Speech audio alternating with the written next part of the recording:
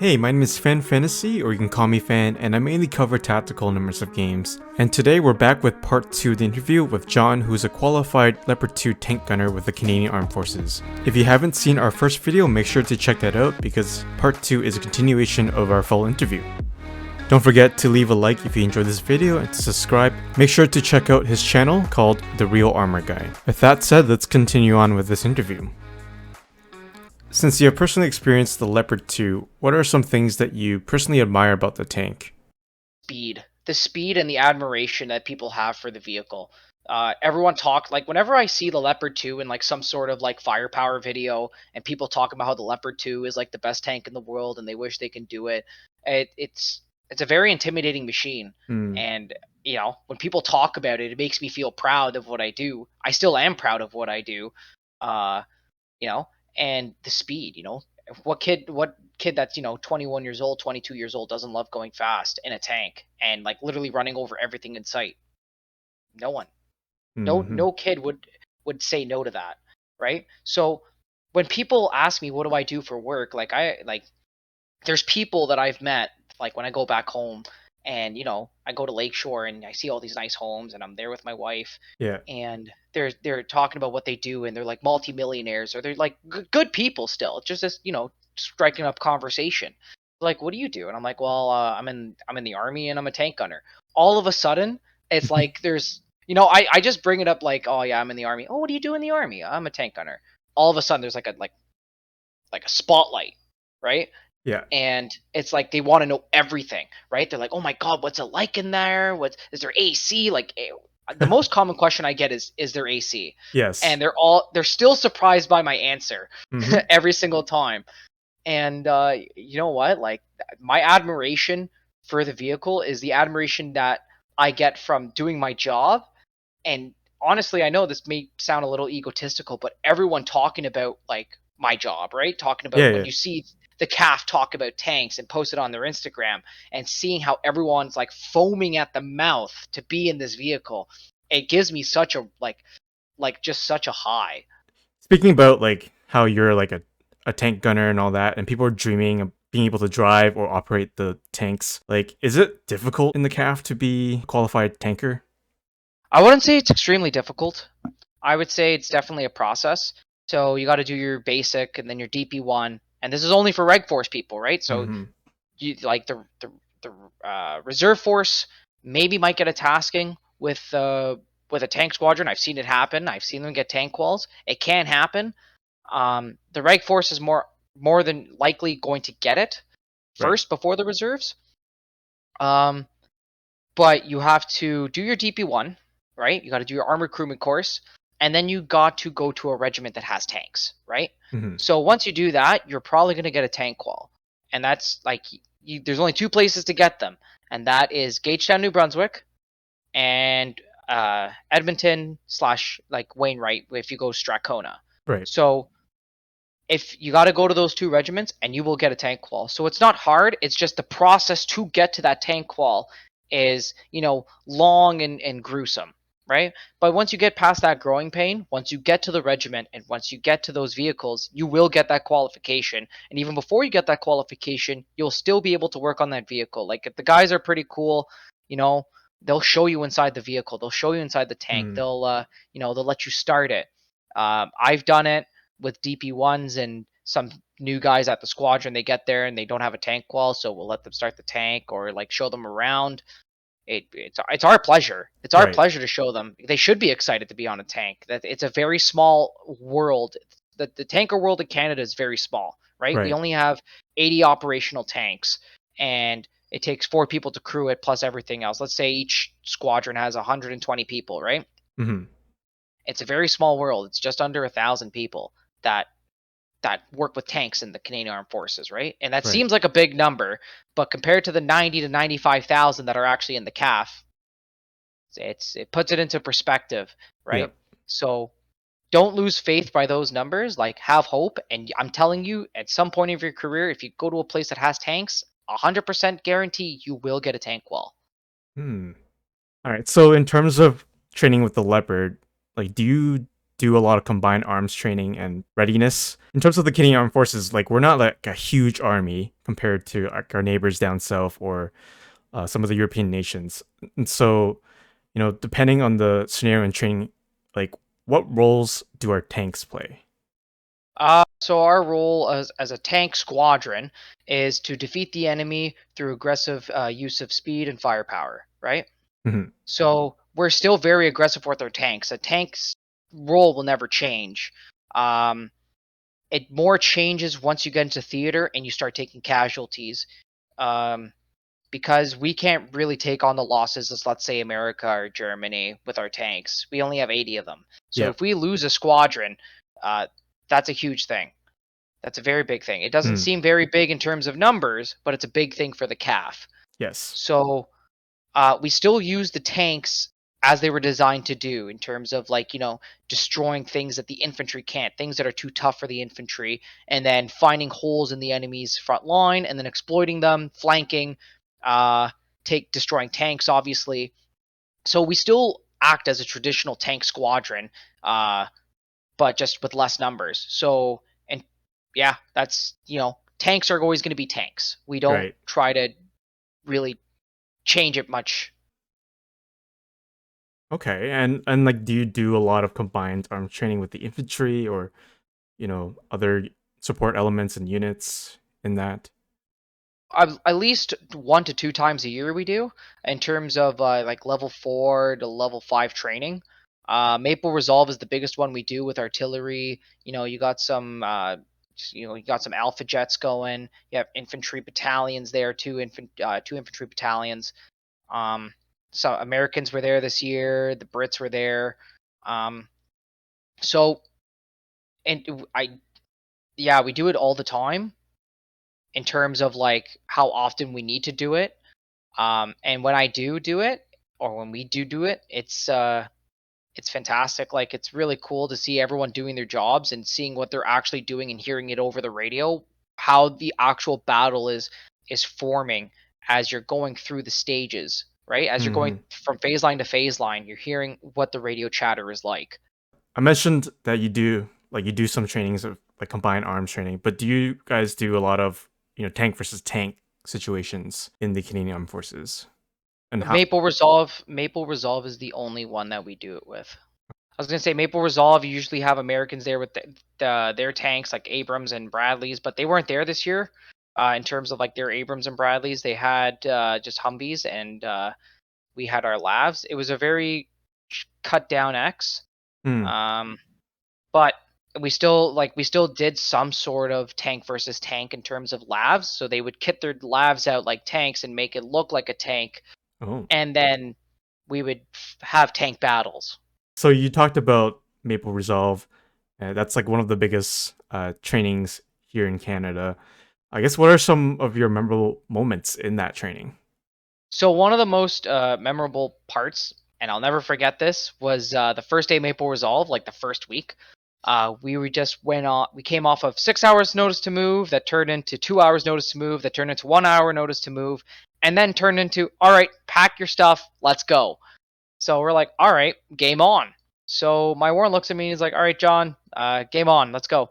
All right. So I'm scanning, right? Hmm. And I'm on edge, right? I've had a Red Bull. I'm ready to go. I'm running on like a little bit of like 5 hours of sleep because we just came off a radio shift. So I'm like on edge. All of us, and I'm looking in thermals. It's like 3 in the morning, right? And I'm looking at my thermals in 4 times, and I'm just scanning, and I see this white blob in a forest, right? And I'm like, contact! Don't know. And my laser wasn't working because the laser for the West kit doesn't actually let you laze. Oh, So all I could say was contact, and they're like, "What's the range?" I'm like, "I don't know because the laser's not working." And they're like, "Oh, let me see." So the crew commander looked through his extension because the crew commander can look through the gun sight, and right. he's like, "Holy crap!" So we see this huge like white blob and we're just looking at it. We thought it was like infantry like dug in or something like that. Uh Like huh. we were just calling it and watching it, right? Because we didn't know what it was. We were trying to find out if it was friendly or not. All of a sudden it just zooms, we're like, oh crap, right? And just take in mind, we're in the Wainwright training area, so anyone that's in the CAF and been into Wainwright is probably knowing where this story's going. Mm. So I see this white blob just take off. I'm like, oh my god, they're in a vehicle. I want to blow up my first vehicle. Let's go. And it's coming out of the tree line, and they're like, all right, John, get ready. Like, that thing's coming out of that forest. Get ready to blast it. I'm like, all right, Warren, let's go. And I was like happier than like a kid in a candy store. I was like, oh my god, my first kill. Let's go. Ends up being a deer. Ends up being a deer. And it's like the biggest deer I've ever seen in my life. And I'm like, oh my god. They're like, well, at least you called it out. Like, that was a good call out. That whole morning, everything I was seeing was either a deer, a bison, or like an old wreck of like some old vehicle. Oh my Right? goodness. Just shining. Right? And then that whole first day didn't kill one thing. Oh. Not Wait, a single thing. was it a moose? Because deers are not that big. You can't really tell with the first gen thermals. I was in an A6 and our thermals were kind of poo. Okay. So I don't know what it was. It probably was a moose. I don't know. It was just an animal, had 4 legs, and I didn't shoot it. So these thermals can actually pick up like heat from even like small animals. Oh yeah, like you could see rabbits. Like I saw rabbits at like 2K, and I'm like, oh my god, that's a rabbit. Like you could, like it picks up. It's very sensitive. It's a very sensitive optical device. Right. You should talk about your Delta Force story. Oh, so we're we're in the hide, right? I don't know if these guys were actually Delta Force, right? And these Delta Force, I'm gonna say in quote unquote because I can't confirm if they were Delta But Force, they were Americans. but I believe so. They could have also been Canadians for all I know. They could have just been LARPing. But we're in the hide, and all of a sudden, you know, we hear Delta Force, you're dead. Delta Force, you're dead. And they start killing everybody in the hide. And our BC was like, "Hey, idiots! You're doing blue on blue. We're on your side."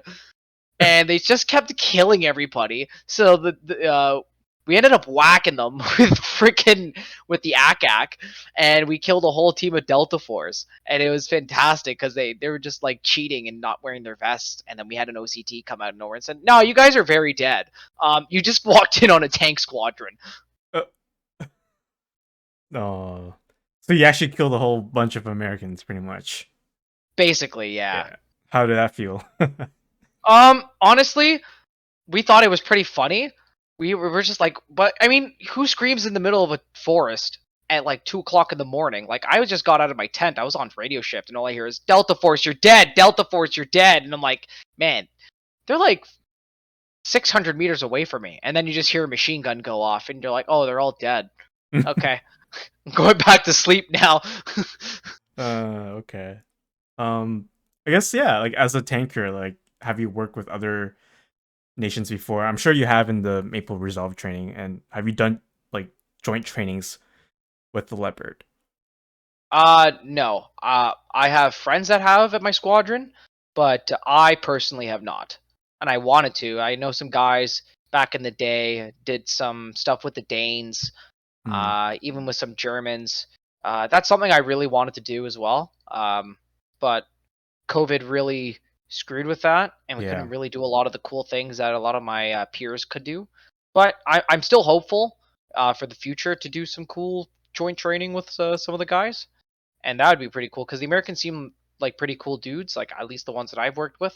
Um, and yeah, like I'd love to work with Abrams and Bradleys and Strikers, and see how they do their things. Do they often do joint trainings with the Canadian Leopards, like the American armored units? Okay. Yeah. Every single year in Maple Resolve, usually it's you have some Abrams there and whatnot. That's really cool.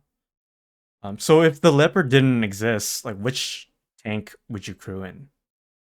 Like any nation's tanks. Like I'm gonna have to say Abrams. Okay. And it's because it's very similar to the Leopard. And that's about it. Like it's just very like and the only difference is basically, you have your turbine engine and your gunner indexes the round, whereas in the Leopard, your loader indexes the round. Hmm. All right, so we're gonna transition into talking about like how games translate tanks and I guess how they portray it. And so to start off, what is your personal favorite tank game, even if it's not realistic? And what games do you love playing? Um, so I'll start off with the games I love playing. So mainly the games I like playing are strategy games. Hmm. So I personally like Wargamer Dragon, games like Warno, Hearts of Iron 4. Yeah, even Foxhole to some extent is a strategy game because it requires you to work as a team. Uh, but I'm mainly into strategy and anything to do with combat. Hmm. So whether it's a modern war or past day war or fictional war, it as long as the gameplay is fun, that is mainly what I play. In terms of what my personal favorite tank game is, uh, one. So right now, I'll be honest, Hmm. I love Gunner Heat PC, and Nice. I give it a glowing endorsement. I say everyone go pick up the game as fast as possible I to agree. support the developers. Uh, you know, Action Scripter is an amazing dude to talk to, and he's working on a lot of cool stuff for the community. Hmm. But so far, my favorite tank game is Arma. And the Oh. reason is that the game is very modular, right? So you can have a lot of things for tanks and customize the loadout the way you want. And the maps, not to say that Gunner Heat PC's maps don't work, because obviously they do, but in terms of games like Squad or War Thunder, the maps really favor Arma for tank combat Hmm. because in Squad, uh, usually you're engaging targets to 1 to 2k, or in real life. Sorry.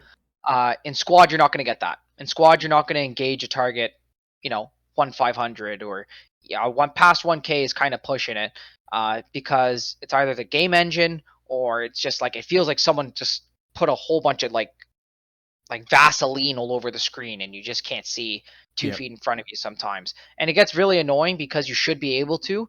And even going into tactical positions like a hull down, it's kind of uh, not impossible. There are some certain spots, but Squad usually doesn't really favor tank gameplay in terms of like how the maps are. And, usually you gotta, flank around the whole map, which is a good thing to do. But then once you get to a position to support your infantry, it's kind of hard to do it. And also, I feel like after 1.0, a lot of the player base it turned into Battlefield instead of actually keeping to the squad core of what it was. Hmm. So at least with Arma, when you boot up Arma and you're playing with other guys, they know or girls, they know what Arma is about, You're right. and they will play tactically. Right, they'll Yep. play to the strengths of the map and your position and your tactics. Whereas if you go and play squad, it's more of a arcadey experience now, at least in my eyes, until they start changing things up and taking, I guess, the player base taking the gameplay more seriously. Hmm. And I know that the military or like certain militaries, Western militaries use a program called VBS. Like, do you use that in your trainings? Oh yeah, like we even have we have a VBS like CCAN, and it's not really a CCAN, but that's the best I can describe it as. And inside the CCAN is an actual interior of a Leopard 2, of the gunner's hole. Sorry, the turret. And in there you have a screen in the sights, and you actually use it like a real Leopard 2.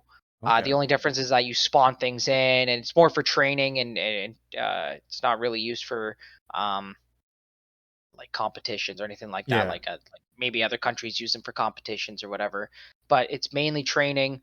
Um, gunners courses, learning your drills better, target acquisition, and then we even have like actual point and click VBS where people will actually like drive, and then you have a crew commander with like playing Arma essentially, like on Hmm. behind a computer with a mouse and keyboard. How fun is that though? Or is it really Um, serious? Like you have to actually do things proper. I mean, honestly, it depends on who's controlling the VBS. I've been in a VBS where someone has just spawned zombies and we're like in a hide. And I've also been in a VBS where like if I hit a tree and I start to like fly off the map, I get yelled at. And Oh it's just my. nothing I can control about. But, you know, Right. it's nothing you can do. Sometimes just the map it just happens. What are your thoughts on games like Squad? I know you talked about Squad and Arma and Gunner Heat PC. Like, do these games like overall do well in translating tanks and even tactics from real life to Uh, games? if you use both with someone that's experienced and the gameplay portion, then yes, um, because you need that experience. You need someone to show you uh, how the tank combat would actually happen in terms of like how to take a position, how to protect yourself, um, certain drills, communication between the crew. A lot of people in squad, and I'm pretty sure this is 99% of tankers in squad. Most of the time, they will be as soon as they see a target. All yours, hold, hold, hold, hold, hold, hold. Hmm. And that's not how a tank works. You fire on the move. Like learn to fire on the move. Uh, Hmm. Arma is the best for it because it actually it feels like an actual fire control system.